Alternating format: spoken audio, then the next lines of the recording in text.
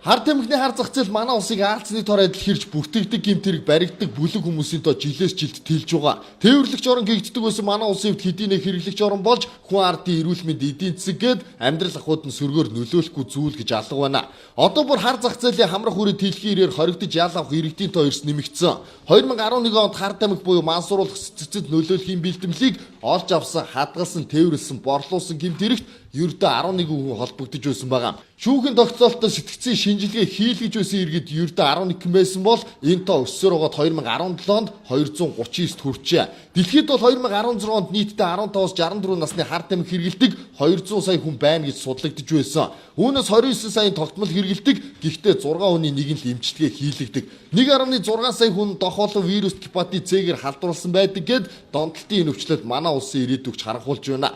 Монгол улсад дөнгөж өсвөр үе залуусын дунд архи тамхи хар тамхины судалгаа хийхэд 44.6% нь архи, 40.3% нь тамхи, 2.9% буюу бензин, цав, 1.8% нь канабис, 0.9% нь экстаси төрлийн мансууруулах зүйл хэрэглэж үтсэн гэдгээ учруулсан байна. Залуучууд ихэнх нь 16-аас 25 наснд анх удаа хэрэглэж үтсэн байдаг бол хэрэглээ огт буурахгүй байгааг албаныхаа анхааруулж байна.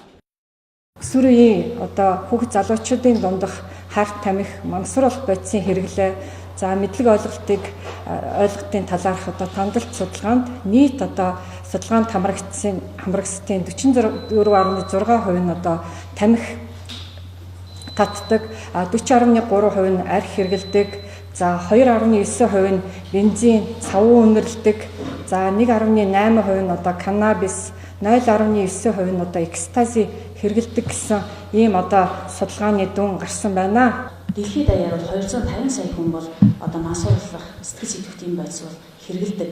29 сая хүн бол байнгын хэрэглэгч байгаад байгаа.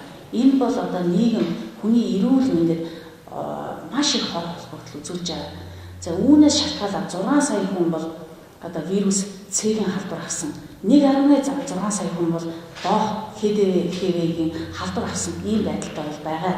За манай сэтгцийн эрүүл мэндийн үндэсний төв дээр ч гэсэн сүүлийн жилүүдэд өөрчлөж байгаа хүний тоо бол нэмэгдэж байгаа гэдгийг би хэлье гэж бодож байна. Тухайлбал 2011 онд бол манай шүүх сэтгцийн экспертиз хийхэд 11 хүн энэ мансууруулах бодистой холбоотой эрүүгийн хэрэгээр бол экспертиз хийлгэж байсан. Тэгэх юм бол өнгөрсөн жилүүдэд 2015 онд бол их, 2016 онд бол 139, за 2017 онд бол 239 болоод ингээд бол нэмэгдэж байгаа. За тийм болохоор хамгийн гол шимжлэл бол өсвөр үеийнхэн маань энийг бас анхаараасай хэн нэгэнд ямар нэгэн байдлаар энийг хэрэглэе гэсэн ийм санал тавихад бол үгүй гэж хэлж сураасай гэж ингэж бодож байгаа. Ер нь энэ мансууруулах бодисын энэ холбоотой асуудал бол цаанаа их том бизнес учраас бол хүмүүс уруу татагдах, бусдын нөлөөнд автагдах, эндээс гарах үр дагаврын тань хэмдээгүйгээс болоод их олон асуудал ордог. Хуулийн байгууллага дээр ирээд шалгагдж байгаа хүмүүс хизээ хойно энийг хэрэглэсийн дараа юм эрүүг хариуцлага хүлээдэг юм байна, 20 хэмжээнд яг авдаг юм байна, хүн гэмт хэрэг юм байна гэдэг хажуу ухаардаг. Тэгэхээр өнөөдрийн бидний ингэж байгаа арга хэмжээ мансууруулах бодис гэдэг чинь зүгээр хүний эрүүг мэдээд сөрөглөлөөр зогсохгүй тухайн хүний бүх зүйлд хүн ингээд гудамжинд дахлаа явж байхдаа, хичээлдээ явж байхдаа, ажиллаа хийж байхдаа тайван сайхан байдаг. Айдас төвшөөрдөг. Гэтэл мансууруулах бодис хэрэглээд ихснээс болоод хүн болгоноос айн, чин, явах төр газар эрхчлөлөө байх бүх зүйлийг хязгаарлалаар хэлдэг.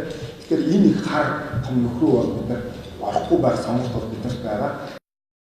Мансууруулагчдын тоо манай улсад 2000-ад оноос эрчимтэй нэмэгдэж эхэлсэн. Аргачлгүй хуулиар энэ боломжийг нь бараг нээгээд өгчихсөн байсан юм. Тодорхойлбол улсын хэмжээнд хүчин төгөлдөр мөрдөгдөж байгаа хуулинд хар тамхи мансууруулах хөдөлгөөс хэрэгэлсэн хүнд хариуцлага хүлээлгэхээс илүү тээвэрлэх худалдан борлуулсан тохиолдолд эрэгүү хуулиар ялдаг заалттай.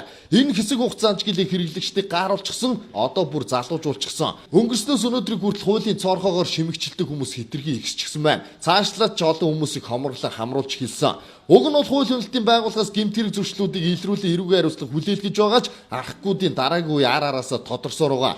Томоохон сүлжээнд нэгдэж хар тамхины төрлийн бодис хэрэглэдэг юм а гэхэд ахуй хэрэглээний зүйлсээр нэгнийгээ хордуулж амнаас эрүүл мэндээрээ хохирч байгаа. Нөгөө төгөр хар тамхины бизнесээр томоохон гэмт бүлэглэлүүд нуугдж байдаг учраас хил залгаа орнуудын түншлэлийн төрөл өргөцсөн. Хар тамхи нийлүүлэгчтэй арга зээл улам бүр нарийч тээвэрлэгчээрээ бие үнэлэгч оюутан сурагч гээд татаа оролцуулахгүй хүнч гэж алга байна.